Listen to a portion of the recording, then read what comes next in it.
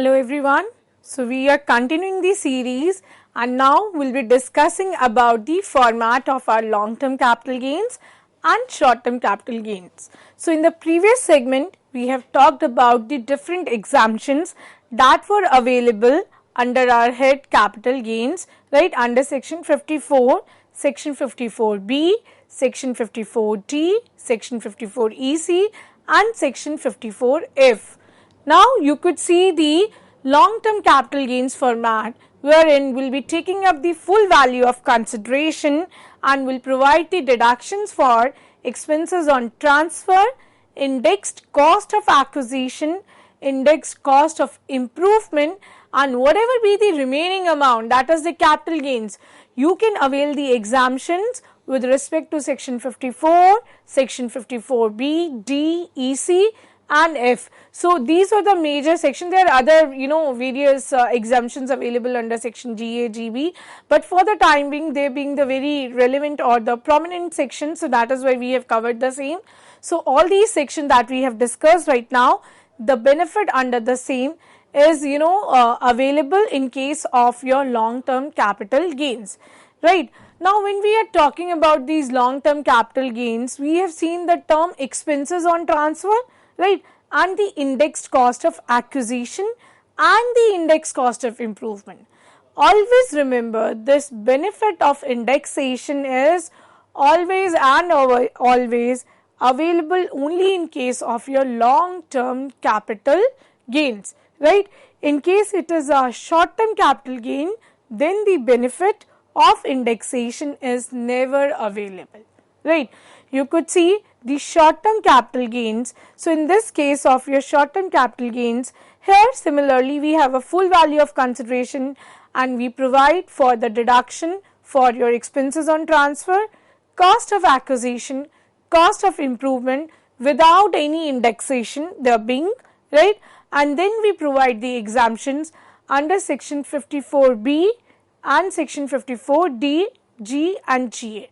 So section 54 and section 54 EC, section 54F that we talked about, right, the benefit under those section is not available if it is a short term capital gain, right.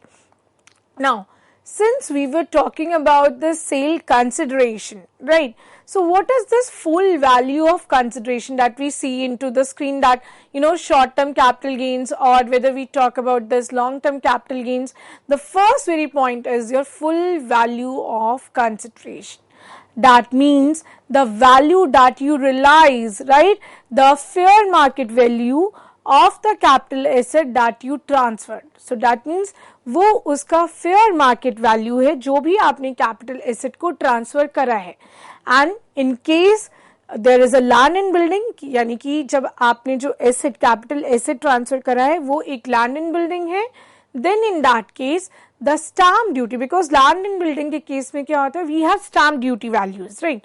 So then we say the stamp duty value has to be more than the 110% of the sale consideration, right. अगर आपका stamp duty value जो है वो sale consideration के 110% से ज़्यादा है, तो उस केस में हम sale consideration को आपका full value of consideration नहीं मानेंगे, rather stamp duty जो है उसको ही आपकी full value of consideration माना जाएगा. अदरवाइज नॉर्मली देखा जाए तो हमारा वैल्यू ऑफ कंसिडरेशन किसे कहते हैं, दैट मीन्स अगर कोई भी प्रॉपर्टी मैंने बेची, कोई भी ज्वेलरी मैंने बेची, उससे मुझे कितना पैसा मिला, कितना कंसिडरेशन मिला उस ट्रांजैक्शन को कंप्लीट करने का. अगर let us suppose if I sell any property for 20 lakh rupees, so 20 lakh rupees will be my sale consideration, right. But in this case I am saying कि अगर वो लैंड एंड बिल्डिंग की स्टैम्प ड्यूटी वैल्यू जो है इस 20 लाख के 110% से ज्यादा है, राइट. 110% मीन्स आपका 22 लाख रुपीज से ज्यादा है stamp duty value.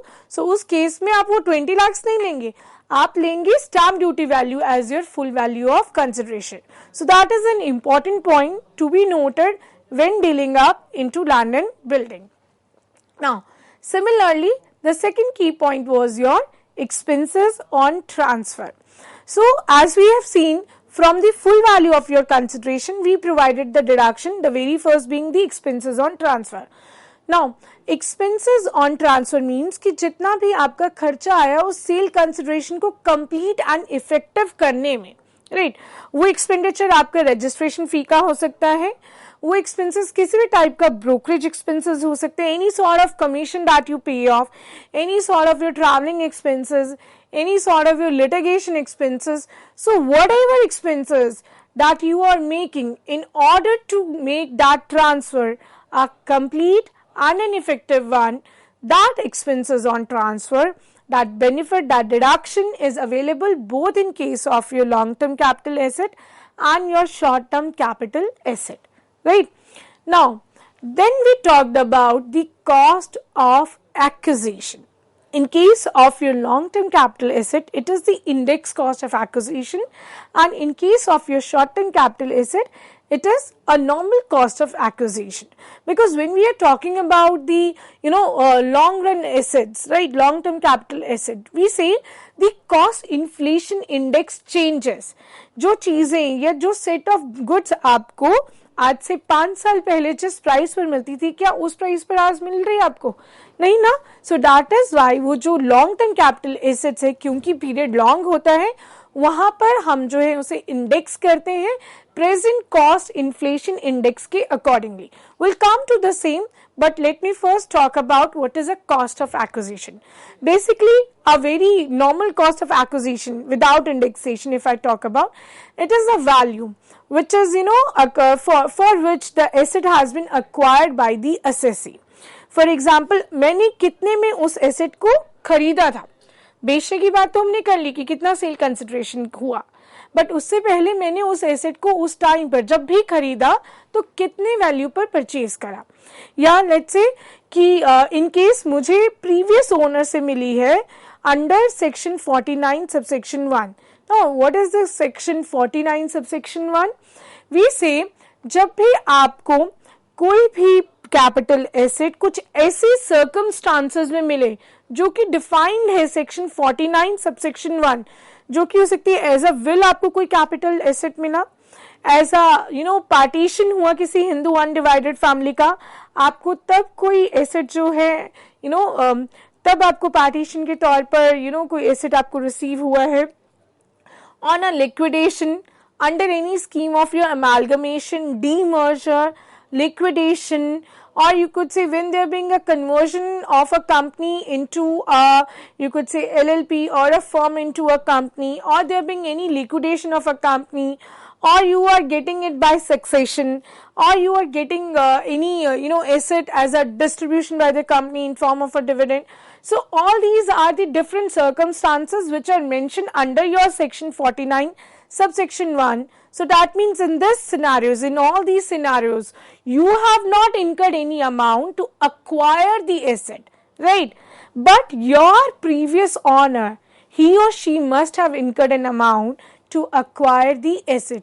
Now what does it means? It says for example, मुझे as a gift जो है कोई asset मिला, right? अब मैंने उस asset पर क्योंकि वो gift है कुछ भी amount pay off नहीं करा, तो मेरा cost of acquisition तो nil होता है. बट हम ये कहते हैं कि इनकम टैक्स के पॉइंट ऑफ व्यू से अब जब मैं उस एसेट को सेल करूं, for example I get any land as a gift from let's say my grandparents, right?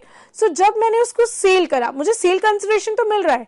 Government says कि आप उसमें कॉस्ट ऑफ एक्विजिशन जब दिखाएंगे, अगर आपकी कोई कॉस्ट ऑफ एक्विजिशन नहीं थी क्योंकि वो मेरा गिफ्ट था, राइट, बट प्रीवियस ओनर यानी कि जो मेरे ग्रैंड पेरेंट्स है उन्होंने तो उसको बाय आउट करा होगा, राइट, उसको परचेज करा होगा मुझे फर्दर गिफ्ट करने के लिए, right. So in that case जो भी कॉस्टिंग पड़ी प्रीवियस ओनर को, that will be taken up as your cost of acquisition. Clear? Now when we are saying कि जो भी मेरे प्रीवियस ओनर को जो भी कॉस्टिंग पड़ी है, राइट, इवन लेट्स से कि कोई मनी बोरो करा था मैंने उस एसेट को अक्वायर करने के लिए, तो जितना भी पैसा मैंने एज अ लोन लिया और उसके ऊपर जितना इंटरेस्ट मैं दे रही हूँ, तो ना कि सिर्फ वो लोन का amount plus you could say your principal plus the interest, जितना आपने लमसम अमाउंट दिया है उस एसेट को परचेज करने के लिए, वो सारा अमाउंट आपका कंसिडर किया जाएगा as a cost of acquisition. Again I will be giving an example. For example मैंने इसी को कंटिन्यू करते हैं प्रीवियस ऑनर वाले को।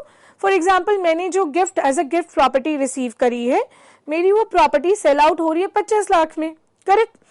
अब क्योंकि मैंने उससे खरीदा नहीं, मुझे गिफ्ट पर वो मिली, बट मेरे ग्रैंड पेरेंट्स ने उनको परचेज किया होगा, और लेट्स से उन्होंने लोन लिया था जब उस प्रॉपर्टी को परचेज करा, और लोन और इंटरेस्ट के समेत उन्होंने जो टोटल पैसा दिया उस प्रॉपर्टी को अक्वायर करने के लिए वो 15 लाख रुपए दिए, right.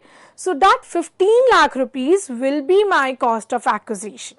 Whenever I'll be showing that मेरा इतना सेल कंसिडरेशन हुआ कि मैंने 20-25 लाख में बेचा, तो वो 15 लाख रुपए जो कॉस्ट ऑफ प्रीवियस ऑनर है, that will be available as a deduction from your sale consideration, right? So not just the principal amount, it is also the amount of your interest that you can claim under your cost of acquisition, right? Similarly जब हम last previous honour की बात करते हैं तो हम पूरा back तक जाते हैं। जैसे फॉर एग्जांपल, ए ने परचेज करा बी से, बी ने आगे परचेज करा था ये लेट्स से सी से, और सी ने फर्दर परचेज ऑन करा था डी से, और डी ने लेट्स से ई से। So whosoever is the last previous owner, right, और उसको कितने की कॉस्टिंग पड़ी, हम वहां तक जाएंगे, राइट। वहां तक क्यों जाएंगे? अगर ये कंटिन्यूअस सपोज करो कि let us suppose Mr. A, right, he gets a property in gift from his father, Mr. B, right. A father further gets the property from his father in gift. So you could say कि neither Mr. A की कोई cost थी, ना ही उनके father की थी, क्योंकि उन दोनों को ये प्रॉपर्टी एज अ गिफ्ट मिली है from let's say the grandfather, right. तो इस केस में जो प्रीवियस ऑनर, बिल्कुल लास्ट प्रीवियस ऑनर होगा, वो ग्रैंडफादर होंगे rather than the father, right. So you will trace out कि एग्जैक्ट जो प्रीवियस ऑनर को कॉस्टिंग पड़ी है, that you will be considering as your cost of acquisition.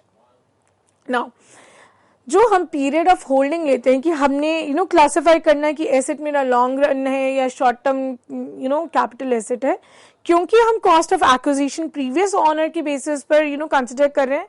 Similarly जो मेरा पीरियड ऑफ होल्डिंग होगा, कितने टाइम पीरियड के लिए मैंने एसेट को होल्ड करा है, 12 months, 24 months, 36 months, क्योंकि ये डिविजन्स 3 थी जो जैसे हमने प्रीवियस सेगमेंट्स में देखा। सो जितने टाइम पीरियड को जो स्टार्टिंग पॉइंट आप लेंगे वो आप लेंगे वहां से जब उसको प्रीवियस ऑनर ने उसको इनिशियली होल्ड करा था, वहां से पीरियड ऑफ होल्डिंग आपका स्टार्ट होगा, right. Now another point with respect to your long term or your short term capital asset is, जब भी हम कॉस्ट ऑफ एक्विजिशन की बात करेंगे, वो या तो आपकी एक्चुअल कॉस्ट जितना आपका खर्चा हुआ उस एसेट को परचेज करने में, या फिर फेयर मार्केट वैल्यू जो आपके एसेट की है as on 1st April 2001, whichever being the higher you will take the same, right. So this we are saying कि ये जो आपका हम ये जो फॉर्मूला ले रहे हैं कि कॉस्ट ऑफ एक्विजिशन को हम या तो फिर एक्चुअल कॉस्ट लें या फिर हम फेयर मार्केट वैल्यू लें जो कि आपकी एज ऑन 1st April 2001 है, ये हम तभी करेंगे जब आपका जो एसेट है आपने अगर उसको 1st April 2001 से पहले का खरीदा हुआ है। सपोज करो कोई ऐसा एसेट है आपने जो 2001 से पहले का खरीदा हुआ है, तो उस केस में आप सिंपली ये नहीं कहेंगे कि हाँ मैंने अगर लेट से 50,000 का एसेट परचेज करा, डायरेक्टली वही आपका कॉस्ट ऑफ एक्विजिशन हो जाएगा। आप क्या करेंगे, 50,000 का अगर आपने खरीदा वो कॉस्ट, और जो कॉस्ट आपकी जो फेयर मार्केट वैल्यू बनती है आपकी 1st April 2001 को, इन दोनों में से जो भी हायर कॉस्ट होगा उसको आप कंसिडर करेंगे as your cost of acquisition, because ये उन्हीं सिनेरियोज में लेते हैं जहां पर हमने जो एसेट है उसको 1st April 2001 से पहले परचेज आउट किया हो, राइट। नाउ ये तो बात हुई कॉस्ट ऑफ एक्विजिशन की। सिमिलरली हम बात करते हैं इंडेक्स कॉस्ट ऑफ एक्विजिशन की, क्योंकि हमने ये कहा कि ओवर द टाइम पीरियड जो है लेट अस सपोज आज से 10 साल पहले अगर मैं 1000 रुपीज में कुछ स्पेसिफिक गुड्स परचेज कर पा रही थी, will I be able to purchase the same set of goods into the same price? The answer is no. Why? Because of the rising inflation. So that is why we adjust the cost of acquisition according to the cost inflation index, right? तो जब हम अपनी acquisition cost को cost inflation index के हिसाब से adjust करते हैं ताकि हम उस पर काउंट अपॉन कर सके इन्फ्लेशन का इम्पैक्ट, सो उसे कहते हैं इंडेक्स कॉस्ट ऑफ एक्विजिशन। क्योंकि ये लॉन्ग रन एसेट्स में ही होता है, usually you are holding the asset for a long time period and उसमें ही आप देखते हैं कि इन्फ्लेशन का इम्पैक्ट पड़ता है। शॉर्ट टर्म में तो आपको इन्फ्लेशन का इम्पैक्ट इतना नहीं पड़ता, तो इसलिए वहां पर ये इंडेक्सेशन का बेनिफिट नहीं होता। ये इम्पैक्ट आपकी लॉन्ग टर्म कैपिटल एसेट्स में पड़ता है, इसलिए we consider the index cost of acquisition only in case of your long term capital assets. Now अब ये जो बेनिफिट ऑफ इंडेक्सेशन की बात करते हैं तो ये कैसे कंप्यूट किया जाता है, उससे पहले हमें ये देखना होगा हमारा कॉस्ट इन्फ्लेशन इंडेक्स कितना है। देखो 1 अप्रैल 2001 हमारा बेस ईयर गवर्नमेंट ने सेट करा। बेस ईयर यानी कि अब जो चेंजेस होंगे, आप +1, +2, +5, +10 इन्फ्लेशन का जो भी आप इम्पैक्ट की बात कर रहे हैं वो आप बेस ईयर की रेफरेंस में करेंगे। इनिशियली इट वाज 1981, इससे पहले 1981 होता था, उससे पहले और कुछ होता था। सो ऑब्वियसली अब जो हमारा प्रेजेंट जो बेस ईयर है वो हमारा बेस ईयर है 1 अप्रैल 2001 और बेस ईयर का कॉस्ट इन्फ्लेशन इंडेक्स हमेशा 100 होगा, तभी हम उसको बेस ईयर अज्यूम करते हैं, right. Now this 1st April 2001 it has been decided by the government, this has been taken up as our base year and इसका cost inflation index हमारे पास 100 है। and previous year 2022-23 जो अभी complete हुआ है आपका 31 मार्च 23 को, इसका जो आपका cost inflation index था वो था 331। now I'll tell you how to use these both values, right। सो आपका इंडेक्स कॉस्ट ऑफ एक्विजिशन का फॉर्मूला क्या है, जितनी भी आपकी कॉस्ट ऑफ एक्विजिशन है, राइट, आप उसे मल्टीप्लाई करेंगे cost inflation index of the year in which the asset is transferred. For example कोई एसेट जो था मैंने परचेज करा था, फॉर एग्जाम्पल लेट अस से 2005 में, राइट। अब 2005 में अगर मैंने उसे 50,000 का परचेज करा था और 2022-23 लेट से मैंने जनवरी 2023 में उसको बेचा है, व्हाटएवर बीइंग द अमाउंट, उसको 23 जनवरी में मैंने बेचा है, right. So cost of acquisition 50,000 multiplied by the cost inflation index of the year जिस साल उसको बेचा गया। तो अगर मैं जनवरी 23 की बात करूं तो इस साल मेरा जो कॉस्ट इन्फ्लेशन इंडेक्स था ये 331 था। So 50,000 multiplied by the 331 divided by the year for which the asset was first purchased by the assessee, or in case there being a previous owner, so we'll say whatever be the first year when it has been held by the previous owner, that or 2001 or 2 being the base year whichever is later। यानी कि अगर कोई asset आपने 2001 से पहले का खरीदा हुआ है तो उस केस में क्या कहेंगे, जितना भी आपने पहले का खरीदा उस साल का कॉस्ट इन्फ्लेशन इंडेक्स या फिर 2001 एंड 2 का विच एवर इज लेटर। अब हम वर्ड यूज कर रहे हैं लेटर, ना कि हायर या लोअर। रीजन बीइंग, सपोज करो मैंने अगर 95-96 में कोई प्रॉपर्टी परचेज कर रही है, अब हमारा बेस ईयर शिफ्ट हो चुका है 2001 पे, सो हम ये कहते हैं कि जितनी भी 2001 से प्रॉपर्टी पहले की है उसके लिए आप हमेशा जो कॉस्ट इन्फ्लेशन इंडेक्स लेंगे वो आप 100 ही लेंगे, और वो 100 कौन सा लेंगे, 2001 एंड 2 के अकॉर्डिंगली, बिकॉज हमारा बेस ईयर शिफ्ट हो चुका है 2001 एंड 2 में। सो दैट मीन्स अगर जितनी भी आपकी प्रॉपर्टीज हैं 2001 एंड 2 से पहले की, उसके के लिए जो आप फिगर जो डिवाइड करेंगे, जो मैंने कहा 50,000 आपका कॉस्ट ऑफ एक्विजिशन है, मल्टीप्लाई कर रहे हैं आप उसको प्रीवियस ईयर 22-23 के कॉस्ट इन्फ्लेशन इंडेक्स से, तो डिवाइड करेंगे आप 100 से, अगर वो 2001-2 से पहले की परचेज है। बट अगर 2001-2 से बाद की परचेज है, लेट्स से 2005 की है, तो उस केस में आपका जो 2005 का यानी कि जो भी साल बाद में आएगा विच एवर इज लेटर, उस साल का आप जो है कॉस्ट इन्फ्लेशन इंडेक्स से इस वैल्यू को डिवाइड किया जाएगा। सो लेट्स से अगर उस साल में वैल्यू जो थी 305 थी, I am just assuming it कि 2005 एंड 6 का cost inflation index, so that case 50,000 आपकी cost of acquisition multiplied by 331 जिस साल आपने ट्रांसफर करा, डिवाइड बाय द ईयर जिस साल आपने खरीदा उस साल का कॉस्ट इन्फ्लेशन इंडेक्स, अगर मैं एज्यूम करती हूँ 305 है तो divided by 305। So what ever values will be getting that will be your indexed cost of acquisition, right। now कुछ केसेस ऐसे हैं कि इवन आपका अगर एसेट लॉन्ग टर्म भी है ना, तब भी आपको इंडेक्सेशन का बेनिफिट अवेलेबल नहीं होगा, चाहे आपका एसेट जो है वो लॉन्ग टर्म एसेट है। तो कैसे एसेट्स हैं आपके, जो भी बॉन्ड्स हैं, डिबेंचर्स हैं, शेयर्स हैं आपके इंडियन कंपनी के, राइट, इक्विटी शेयर्स हैं, इक्विटी ओरिएंटेड म्यूचुअल फंड्स हैं, किसी भी यूनिट से आपकी ग्लोबल डिपॉजिटरी रिसिट्स की, अमेरिकन डिपॉजिटरी रिसिट्स की जो आपने परचेज करी utilising foreign currency, any depreciable asset, any sort of your units which you sort of transfer as a part of your slump sale, then this benefit of indexation is not available even if the asset is a long term asset, right? Further on जो हमारा next point है, क्योंकि हमने cost expenses on transfer पढ़ लिया, हमने cost of acquisition पढ़ा, अब हम बात करेंगे कॉस्ट ऑफ इम्प्रूवमेंट की, यानी कि जितना भी आपने खर्चा करा उस एसेट को इम्प्रोवाइज करने के लिए, प्रोटेक्ट करने के लिए, रेनोवेशन करा, रिपेयर करा, right, any expenses that you incur on to the improvement, right, that will be your cost of improvement. एक चीज ध्यान रखिएगा, जितना भी आपका एक्सपेंसेस होता है इम्प्रूवमेंट को रिलेटेड 1 अप्रैल 2001 से पहले का, वो कभी भी कंसिडर नहीं किया जाएगा, उसका बेनिफिट नहीं मिल सकता। Any benefit that you incur after 2001, that benefit you can avail of, right? Similarly, cost of improvement के बाद index cost of improvement का भी similar formula जैसे हमने cost of acquisition की बात करी, जितना आपका cost of improvement का expenses आया multiplied by जिस साल आपने asset को transfer करा divided by आपका cost inflation index जिस साल improvement हुई।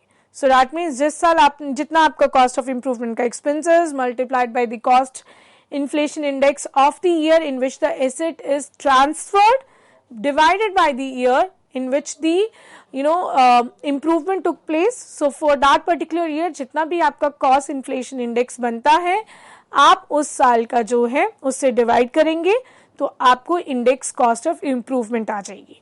तो अगर हम अपने फॉर्मेट की बात करें तो जैसे हमने फॉर्मेट में कहा था कि हमारा फुल वैल्यू ऑफ कंसिडरेशन, उसमें से हम डिडक्शंस प्रोवाइड करते हैं, expenses on transfer, then cost of acquisition या फिर इंडेक्स कॉस्ट ऑफ एक्विजिशन अगर लॉन्ग टर्म कैपिटल एसेट है, कॉस्ट ऑफ इम्प्रूवमेंट या फिर इंडेक्स कॉस्ट ऑफ इम्प्रूवमेंट अगर लॉन्ग टर्म कैपिटल एसेट है, एंड देन जो भी रिमेनिंग अमाउंट है उसमें से एग्जाम्पशंस प्रोवाइड करने के बाद जो वैल्यू बचती है वो आपकी शॉर्ट टर्म या फिर आपकी लॉन्ग टर्म कैपिटल गेन्स होंगे।